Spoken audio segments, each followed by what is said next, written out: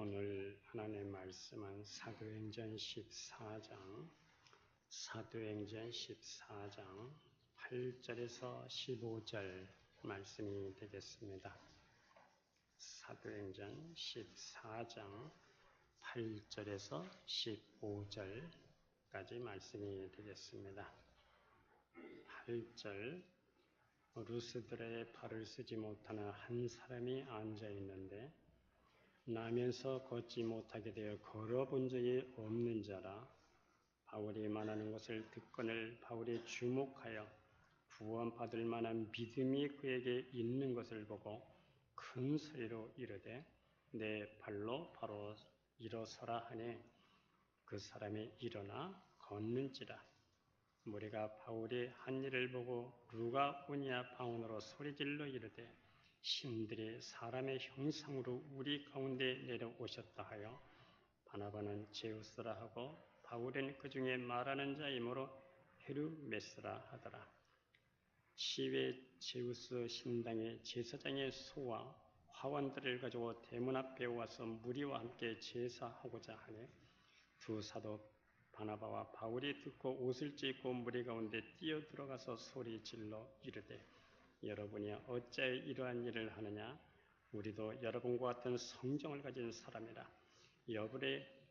여러분에게 복음을 전하는 것은 이런 헛된 일을 버리고 천지와 바다와 그 가운데 만물을 지으시고 살아계신 하나님께로 돌아오게 합니다. 아멘. 오른팔이 없는 한 아이가 있었습니다. 누가 놀아주는 친구가 없어 늘 그는 외톨이였습니다. 이 아이의 아버지는 이 아이의 성격이 걱정이 늘 됐습니다. 왜냐하면 가는 학교마다 적응을 못해서 몇 번씩 전학을 했기 때문입니다.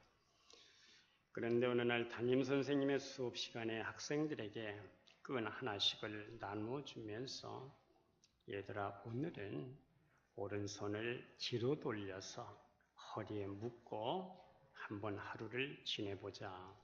이렇게 얘기를 했습니다. 아이들은 영문도 모르고 오른손을 뒤로 이렇게 돌려 허리에 묶고 그리고 공부를 시작을 합니다.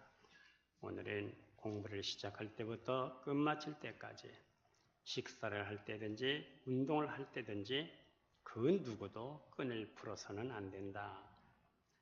이 아이들이 그날 수업이 끝날 때까지 오른손을 쓰지를 못했습니다. 그리고 하루 일과가 끝나자 선생님은 아이들에게 묶었던 끈을 풀라고 얘기를 했습니다. 끈을 풀고 나니까 얼마나 자유로운지, 오른손이 없는 이런 삶이 얼마나 불편한지를 깨닫게 됐다 하는 겁니다. 와 하고 소리를 지르는 아이도 있었고 그리고 오른손이 없는 아이에게로 하나둘씩 모여들었어요. 그리고 어떤 아이는 눈물도 글썽거리기 시작했습니다. 얘야, 미안하다. 내가 이렇게 불편하게 사는 줄을 내가 정말 몰랐어. 그런데 너는 오른팔이 없으면서도 어떻게 그렇게 모든 것을 할 수가 있었니? 너는 정말 대단한 아이로구나. 이제부터는 내가 너를 도와줄게. 그동안 줄고 부끄러움과 외로움으로 우울해 있던 이 아이가 선생님의 깊은 뜻과 그리고 친구들의 다정한 말에 그만 눈물을 쏟고 말았습니다. 지금까지 닫혀있던 이 아이의 마음이 열렸습니다. 이것을 지켜보고 있던 아이들의 눈에도 눈물방울이 맺혔어요. 모든 마음이 열려서 이 아이는 더 이상 외롭지도 않았고 그리고 외톨이도 되지 않았습니다. 우리는 이 땅을 살아가면서 마음문에 열려있는 사람이 있는가 하면은 마음문에 닫혀있는 사람도 있습니다. 이 마음이라고 하는 것이 참 중요합니다. 마음이라고 하는 것은 눈에 보이지도 않고 손에 잡히지도 않지만은 마음이라고 하는 것은 참 중요합니다. 성경은 심리학적 책이 아닙니다. 그런데 성경에 마음이라고 하는 말이 919번이 나오고 있습니다. 하나님의 관심은 먼저 우리의 마음에 있습니다. 내가 잠언 4장 23절에 보면 무릇 모든 지킬 만한 것보다 더욱 내 마음을 지키라. 생명의 근원이 예선함이라 말씀합니다. 오늘도 우리 생활 속에서 마음의 문제가 굉장히 많이 발생합니다. 아침부터 저녁까지 마음의 문제가 끊임없이 일어납니다. 신앙생활을 잘하던 사람도 마음의 상처를 받으면 와르르 무너집니다. 봉사를 잘하던 사람도 마음에 문제가 생기면 시험에 들어서 아무 일도 못합니다. 내 신앙생활이 어떠하느냐에 따라서, 즉 내 마음이 어떠하느냐에 따라서 하나님 나라를 가기도 하고 엉뚱한 길로 빠지기도 하고 끝까지 가기도 하고 혹은 도중에서 하차하기도 합니다. 자기 마음밭을 가꾸지 않으면 하나님 나라가 꾸준히 자라날 수가 없습니다. 그러나 마음밭을 옥토로 바꾼 사람은 생명의 말씀이 떨어지면 저절로 시간이 되면서 열매를 맺게 됩니다. 자신도 변화되고 교회도 변화되고 그리고 가정이 변화가 됩니다. 자기 밭이 옥토로 일고 있지 않으면 믿음, 즉 하나님 나라가 절대로 자랄 수가 없습니다. 이런 신앙인들은 나 하나도 감당하기 어려워서 다른 사람에게 복음을 전할 수가 없습니다. 하나님께서 사람을 선택하실 때 무엇을 가장 먼저 보시겠습니까? 마음을 먼저 보시는 겁니다. 사무엘상 16장 7절 말씀에 나 여호와는 중심을 보시네. 이 중심이 뭡니까? 바로 마음을 얘기하는 겁니다. 하나님은 사울 왕의 마음 때문에 사울 왕을 패했습니다. 그러나 다윗은 사도행전 13장 22절에서 내 마음에 합한 자라고 말씀합니다. 시편 51편 10절 말씀에 하나님이여 내 속에 정한 마음을 창조하시고 내 안에 정직한 영을 새롭게 하시옵소서라고 기도합니다. 하나님은 오늘도 우리의 마음을 감찰하시기에 우리의 마음을 잘 가꿔야 존귀한 자가 됩니다. 그런가 하면은 마음 관리는 건강의 비결이기도 합니다. 마음을 잘 관리해야 건강을 얻을 수가 있습니다. 마음이 병들면 결국 몸도 병들게 되는 겁니다. 마음의 70%가 병들면 그것이 몸으로 나타나서 병이 된다는 겁니다. 잠언 15장 13절 말씀에 마음의 즐거움은 얼굴을 빛나게 하여도 마음의 근심은 심령을 상하게 하느니라.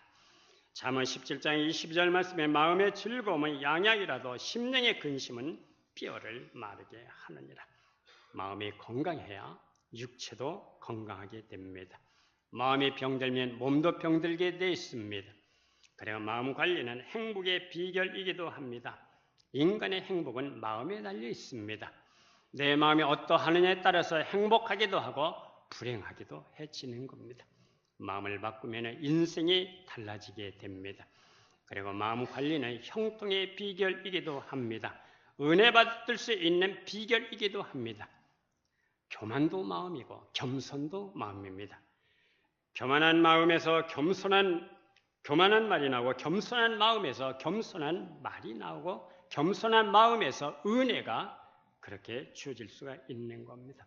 하나님은 교만한 자를 대적하시고 겸손한 자에게 오늘도 은혜를 베풀어 주십니다. 하나님의 은혜를 받을 수 있는 비결도 복을 받을 수 있는 비결도 먼저 마음에 달려 있습니다. 그래서 마음이 대단히 중요합니다. 우리가 계시록에서 7교회에게 주님이 누누이 하시는 말씀이 귀 있는 자는 성령이 교회들에게 하시는 말씀을 들을지어다 말씀하며 성령이 하시는 말씀이 누구 귀에 들려오겠습니까? 열린 마음이 열려 있어야 귀도 열리는 것이고 그리고 눈도 열리게 되어 있는 겁니다. 마음이 닫혀 있으면 귀도 닫혀서 하나님의 말씀이 들려오질 않습니다. 이사야의 말씀대로 너희가 듣기는 들어도 깨닫지 못할 것이요 보기는 보아도 알지 못하리라. 그러므로 마음이 열려 있어야 귀로 말씀이 들려오는 것이고 귀로 말씀이 들려와야 영적 눈이 열리는 것이고 영적 눈이 열려야 하나님의 세계가 보여지는 것입니다. 오늘 우리가 이 본문에 보면 루스드라의 발을 쓰지 못하는 사람이 나오고 있습니다. 이 사람은 나면서부터 걸어본 적이 없는 그러한 사람입니다. 그러니까 나면서부터 불행을 안고 시작하고 태어난 사람입니다. 그런데 오늘 이 구절에 보면 이 사람이 바울이 말하는 것을 듣고는 그랬어요. 이 사람이 비록 나면서부터 한 번도 걸어본 적이 없지만은 마음문이 열려서 바울이 복음을 전할 때 하나님의 말씀이 말씀으로 들려왔다는 것입니다. 그래서 오늘 본문의 듣건을 이 말씀을 헬러 야쿠오, 관심을 갖고 듣고 마음을 다해서 듣고 열심히 듣고 지속적으로 들었다는 말씀입니다. 우리가 로마서 10장 17절에 보면 믿음은 들음에서 나며 들음은 그리스도의 말씀으로 말미암느니라. 들려와야 믿음이 생기는 것입니다. 열린 마음에 하나님의 말씀이 들려질 때 영적인 생명의 구원을 받고 영적인 생명의 구원을 받으면서 그 말씀의 능력으로 사람의 마음과 감정을 사로잡고 마침내 그 몸에까지 변화가 일어나게 되는 것입니다. 영원히 구제받을 수 없는 죄인이 구원을 받고 한 번도 걸어본 적이 없는 사람이 일어나는 그러한 능력이 말씀 안에 있습니다. 성도 여러분, 오늘도 하나님의 말씀은, 창조주의 말씀은 그 자체가 능력인 것을 믿으시기를 바랍니다. 빛이 있으라 하니까 빛이 생겼어. 나사로를 향해서 죽었던 사람을 향해서 일어나라 그랬더니 일어났어. 나오라 그랬더니 나왔어. 잔잔하라 파두야 그러니 잔잔해. 야이로의 딸에게 달리다 보면 소녀야 일어나라 했더니 일어났어. 오늘도 하나님의 말씀, 창조주의 말씀은 능력과 역사가 동일한 것을 믿으시기를 바랍니다. 저는 이 말씀을 준비하면서 백기현 교수가 생각이 났어요. 한 2년 전에 우리 교회 한번 오셨죠. 50년 동안 곱주로 살았던 말씀이, 이런 사람이 하나님의 말씀이 들려지면서 수용하면서 부활의 권능이 그 속에서 역사하여 일어났다 하는 사실입니다. 성도 여러분, 하나님의 말씀을 들으면서 영혼이 건강해지고 우리의 모든 생각들이 건강해지고 그 능력이 몸에까지 작용하면서 엄청난 기적을 오늘 우리가 경험하게 되는 것입니다. 우리가 신명기 6장 5절에 보면은 너는 마음을 다하고 뜻을 다하고 힘을 다하여 내 하나님 여호와를 사랑하라 하는 말씀이 있습니다. 마음을 다하고 성품을 다하고 힘을 다하고 여호와를 사랑하는 마음으로 귀가 열리고 하나님의 말씀을 들을 때에 구원의 역사도, 치유의 역사도, 회복의 역사도 일어나는 것을 믿으시기를 바랍니다. 우리가 시편 81편 10절에 보면 나는 너를 애굽 땅에서 인도하여 낸 여호와 내 하나님이 내 입을 크게 열라 내가 채우리라. 내 입을 크게 열라 내가 채우리라. 이어서 크게 열라는 이 말씀은 마치 날짐승이나 새 어미가 먹을 걸 가지고 와서 자기 새끼에게 먹이려고 할 때 입을 크게 벌리고 있는 이 새끼의 모습을 말씀하고 있는 겁니다. 눈도 못 뜬 새끼가 어미가 가지고 온 것을 알아요. 그래서 입을 크게 벌리고 있어요. 바로 이런 모습을 말씀하고 있는 겁니다. 갈라디아서 6장 12절에 보면은 바울이 갈라디아서를 쓰면서 이렇게 큰 글자로 쓴 것을 보라. 그러니까 갈라디아서를 쓰면서 바울은 눈이 시력이 좋지 않았기 때문에 큰 글씨로 그렇게 썼습니다. 그러니까 눈이 나쁜 바울이 오늘 루스드에서 한 번도 걸어본 적이 없는 사람을 볼 때 그가 멀리 있더라면 눈이 나빠서 잘 보지 못했을 겁니다. 그런데 가까이에서 들었다는 겁니다.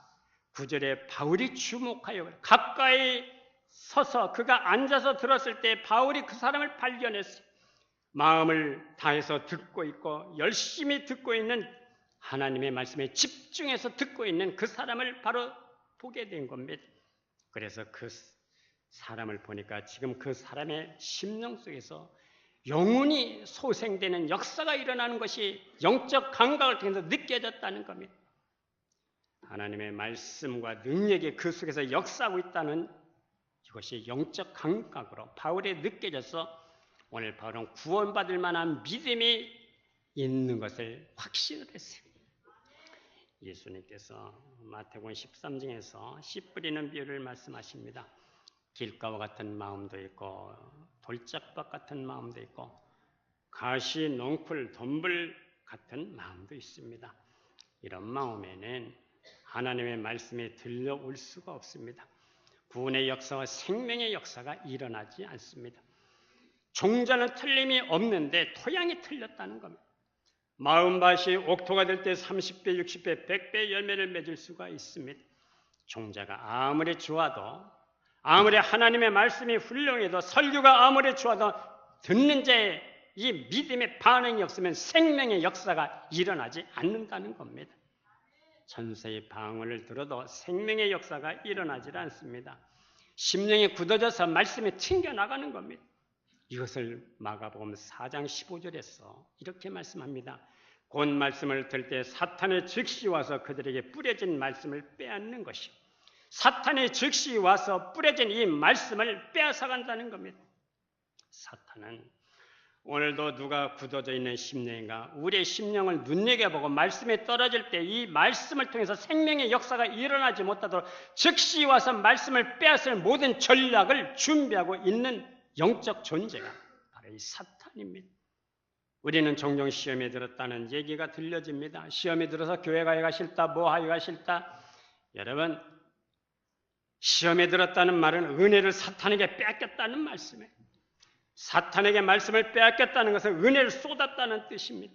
하나님과의 연결고리를 끊어내려고 하는 이 사탄의 전략에 내가 말려 들어가고 있다는 그러한 뜻입니다. 오늘도 성령 받은 사람은 설교를 하나님의 말씀으로 듣는 것입니다. 설교와 하나님의 말씀으로 들리는 순간부터 역사가 일어나는 것이고 성도가 되는 것입니다. 저도 가끔 다른 목사님의 설교를 들을 때 마음이 뜨거워질 때가 있어요. 하나님의 말씀을 누가 전하든지 하나님의 말씀은 그 자체로서 능력이 있는 것입니다. 한 번도 걸어본 적이 없는 사람이 바울의 말씀을 들으면서 자기의 모든 처지를 잃어버렸어요. 내가 걸어본 적이 없다는 이 현실성도 잃어버렸고 남이 나를 바라보는 이 시선도 다 잃어버리고 말씀의 매력 앞에 지금 빠져들고 있는 것입니다.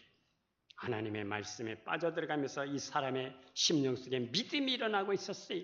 성도 여러분, 메말라가는 우리 심령 위에 하나님의 말씀이 헐문의 이슬처럼 뿌려지기를 주의 이름으로 축복합니다. 창조주의 말씀이 하나님의 말씀에 내 심령을 적시고 믿음의 꽃을 피우고 성령의 열매를 맺는 이른 배의 은혜로 늦은 배의 축복으로 하나님이 일하시는 시간이 될 수 있기를 축복합니다. 바울이 그를 볼 때 눈과 눈이 부딪혔습니다. 그에게 구원받을 만한 믿음이 있는 것을 확신했습니다.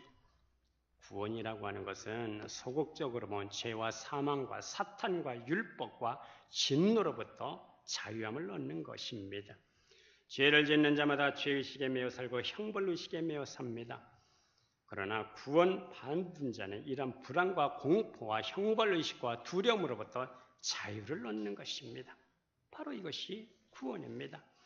또한 사망의 권세로부터 자유, 영생을 약속받고 살아가는 자유, 이것도 구원입니다.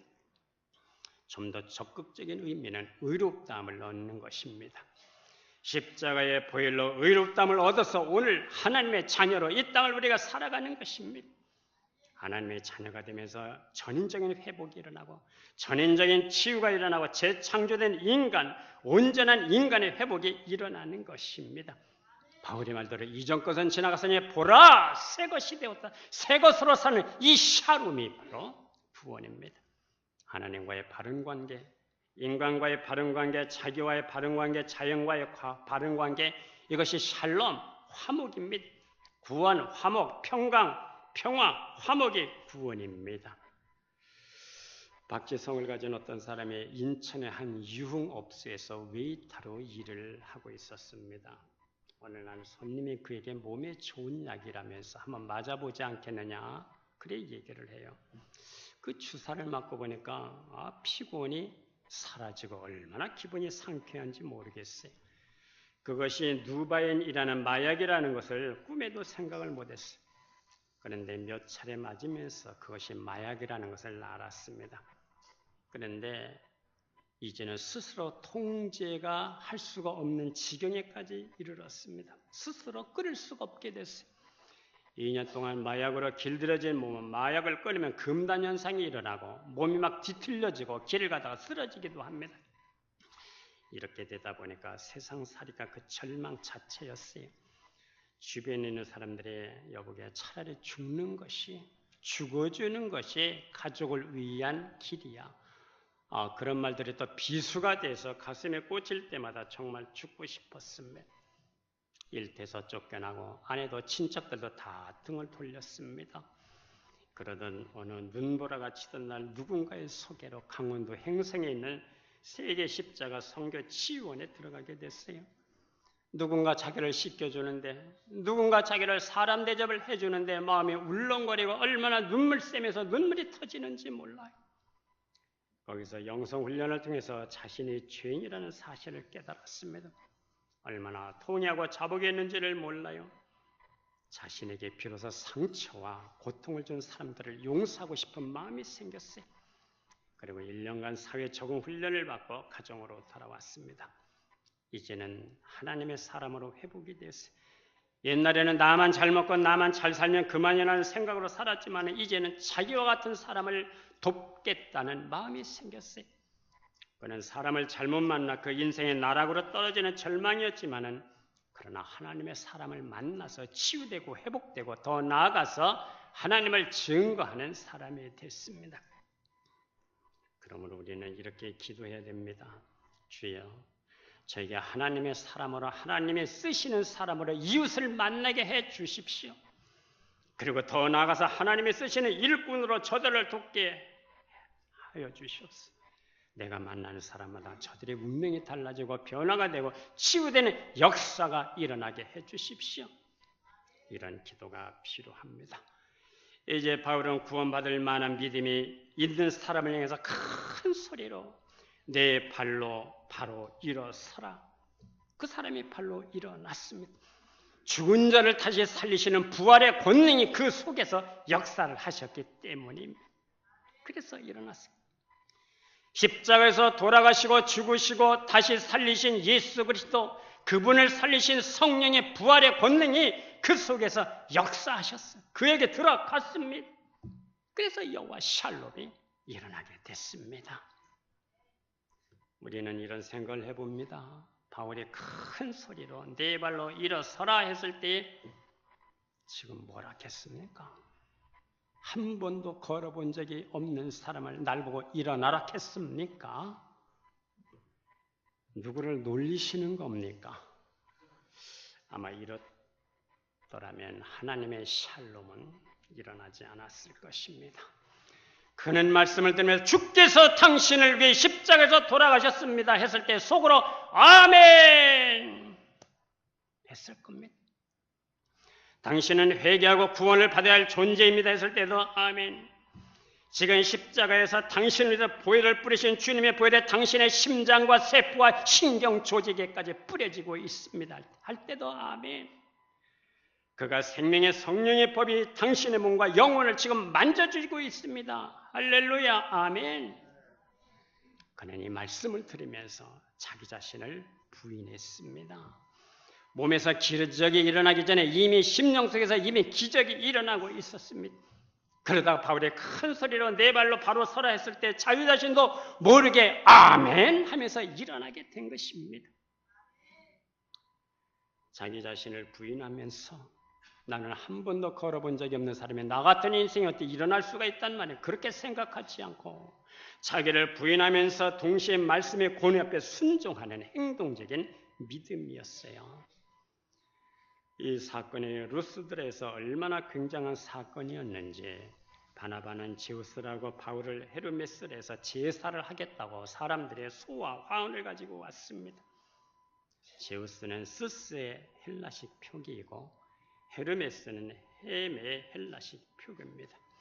그리고 제우스와 마이아 사이에서 태어난 아들이 헤르메스입니다. 루스드라는 미신도 많은 도시였습니다. 그 도시는 유대인도 별로 없어서 유일신 개념이 없었으니 바나바와 바울은 제수와 헤르메스로 본 것은 그들의 신화 때문입니다. 그들의 신화에 의하면 어느 날 두 신이 루스드라 지방을 방문을 했는데 가난한 부부가 이 두 신을 잘 선대했다고 합니다. 그러나 다른 사람들은 이 두 신을 격렬히 여겼어요. 그만 이 두 신이 열받아서 가난한 부부만 살려주고 다 홍수를 멸했다는 그런 신화가 있습니다. 그 두 신이 제우스와 바로 아들 헤르메스라는 겁니다. 루스드라 사람들은 옛날의 과오를 다시 범한다면 우리가 다시 재앙을 만날는지 모른다. 이 엄청난 기적을 보고 두려움으로 바나바와 바울을 제사하려고 했던 것입니다.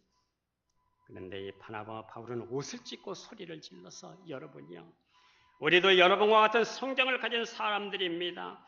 우리가 복음을 전하는 것은 이런 헛된 일을 다 버리고 천지와 바다와 그 가운데 만물을 주신 여호와 살아계신 하나님께로 돌아오라고 우리가 지금 일을 하고 있는 것입니다. 성도 여러분, 사도행전의 기적은 성령의 역사를 통해서 오늘도 간절히 마음을 받고 창조주의 말씀을 능력으로 받는 사람들에게 동일하게 일어나는 성령의 역사가 이 시대에도 일어나는 것을 믿으시기를 바랍니다. 하나님의 역사는 어제나 오늘이나 동일하게 일어나고 있는 것입니다. 우리는 부활절 하면은 부활만, 예수님의 부활만 부활절 날만 생각하는 줄 알아요. 그게 아닙니다. 십자가에서 돌아가시고 장사되었고 다시 예수 그리스도를 죽은 자 가운데서 살리신 부활의 권능이 오늘 이 시대도 성령의 역사를 통해서 일어나는 것을 믿으시기를 바랍니다. 아무쪼록 생명의 성령의 역사, 생명을 살리는 부활의 권능이 우리 속에서 줄기차게 일어나고 보편적으로 일어나는 이러한 삶이 될 수 있기를 주의 이름으로 축복합니다. 기도하겠습니다. 고마우신 하나님, 오늘 바울이 복음을 전할 때 구원받을 만한 믿음이 있는 것을 보시고 저들에게 정말 큰 소리로 일어나 네 발로 서라 했을 때 기적이 일어났던 것처럼 우리는 마음을 다하고 뜻을 다하고 힘을 다하고 여호와를 사랑하는 마음으로 창조주의 말씀을 믿음으로 받을 때에 오늘도 이러한 역사가 동일하게 일어나게 되는 줄로 믿습니다. 치유되는 역사가 일어나게 하여 주시고 변화되는 역사가 일어나게 하여 주시옵시고 나아가 우리에게 사명적 생애로 살아갈 수 있도록 우리 모두에게 은혜를 입혀 주실 줄로 믿습니다. 겟세마네 동산에까지 올라가 자신을 부인했던 예수 그리스도의 모습대로 우리 자신을 부인하게 하시고 주의 뜻을 순종하며 따라갈 수 있는 행위가 있는 믿음의 삶이 되게 하여 주시옵소서. 예수님의 이름으로 기도드리옵나이다. 아멘.